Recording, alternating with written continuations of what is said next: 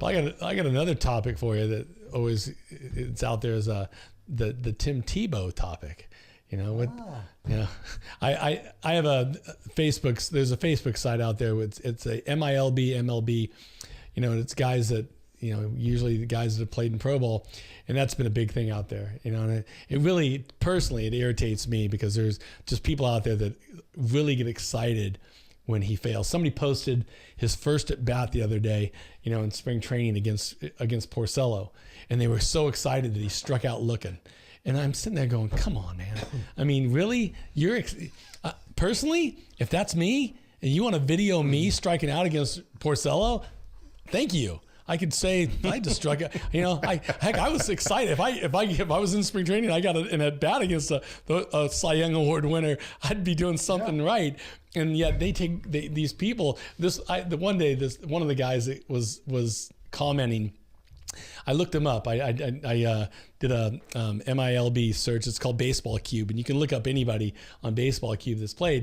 And this guy played 1 year of affiliated baseball in the Pioneer League, which is, you know, low rookie league, and then he spent 5 years with an independent team, and he's out there just ripping Tim Tebow. And I'm sitting there going, why? You know, I mean, I look at the guy and think, you know, maybe because, you know, you can say he's, you know, they're going, it's a marketing ploy or whatever. I look at the guy and think he's a heck of an athlete. You know, he's played. I have nothing against it. You know, to me, it's keeping baseball. People are talking about baseball when he's out there. Right. He's proven he can play. I mean, he's a good athlete. Whether he gets that shot or not, I really struggle when people go out there and hope somebody fails. Yeah. The guy, I'm still to this day questioning why he's not in the NFL. Yeah, did he have funky throwing motion? But if I'm not mistaken, he won a playoff game with, you know, Denver. You know, when he filled in there, and I think they won 9 games. You know, beat Pittsburgh, stuff like that. You know, and yet, you know, because he kneels in the end zone, you know, and prays or whatever, and he's everything you hear about what he's done as far as how he treats people. I don't get it, man.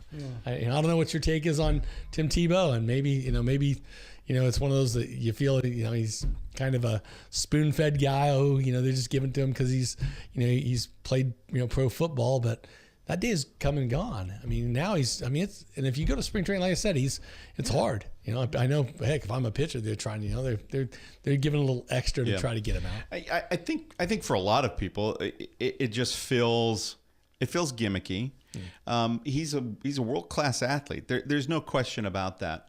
But the coverage he does get sort of rubs me the wrong way. I think it's great. I mean, you know, he's a Heisman Trophy winner. You know, maybe he should have got more of a look in the NFL, but you read a lot of it, and I don't know if it's sour grapes. You hope that these guys are being honest, but they just said he just couldn't cut it. That, you know, his mechanics just weren't there.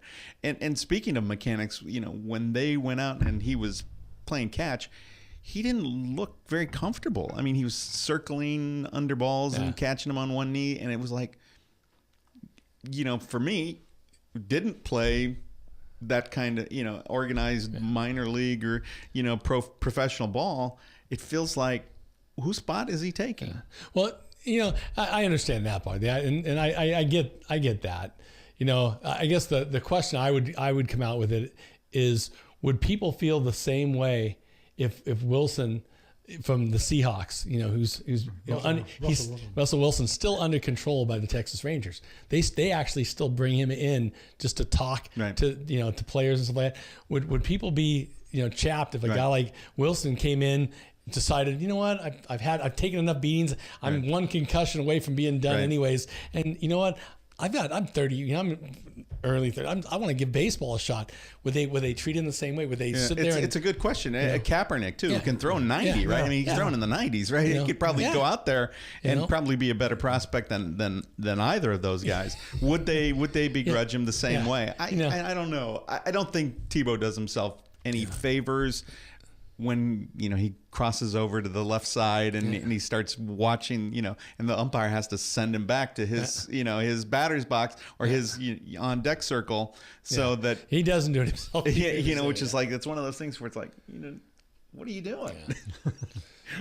Yeah. You know, the thing is, and a guy, Rick Knapp, he was the pitching coach for the Detroit Tigers a few years ago. Now he's a MLB guy that goes out and teaches in other countries and stuff like that. And he when he was in town, he and I were teammates in Double-A, and he told me when he was a pitching coach with the Tigers, I was asking him about, because that's, I look at guys like Porcello, and he used to joke around about him saying, oh, the guy doesn't even have his man muscles yet because he was so young and so talented. And he'd talk about, you look at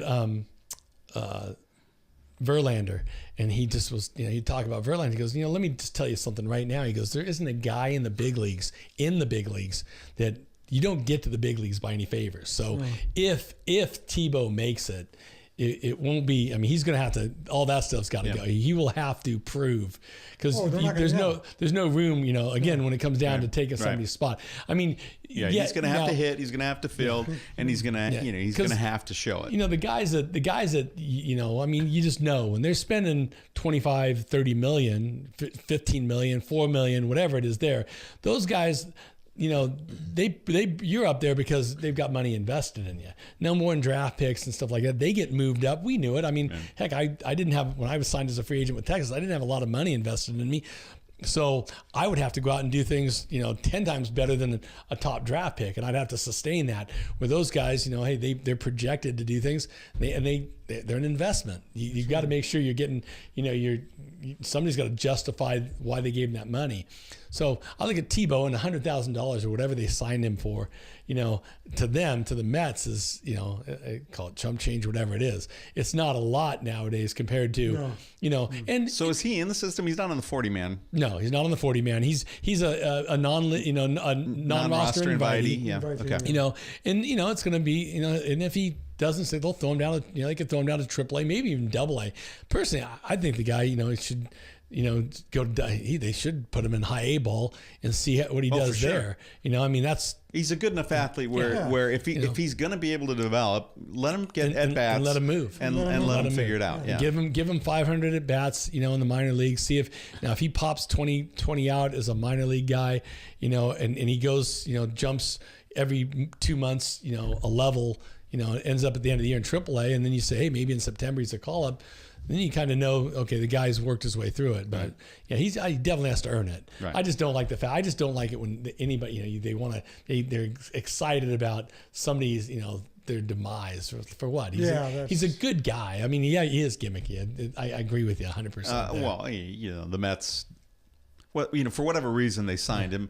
He's not a complete embarrassment. He's a good athlete and he's a good guy. I mean, he's a genuinely good soul. So there are worse guys that they could be given a chance to, right? Yeah. It's neat though to see on this Facebook, guys like Greg Jeffries and guys like that have started chiming in. I'm like, whoa, even some of these former major league guys that are getting on, they're going, holy cow, didn't know you were a follower, and stuff like that. So it's kind of neat. Every now and then you'll get a big league guy, Brian Jordan or somebody like that jumps in, that's played, and been successful, and stuff like that. So, it's a lot of good things coming from spring training right now. It's exciting.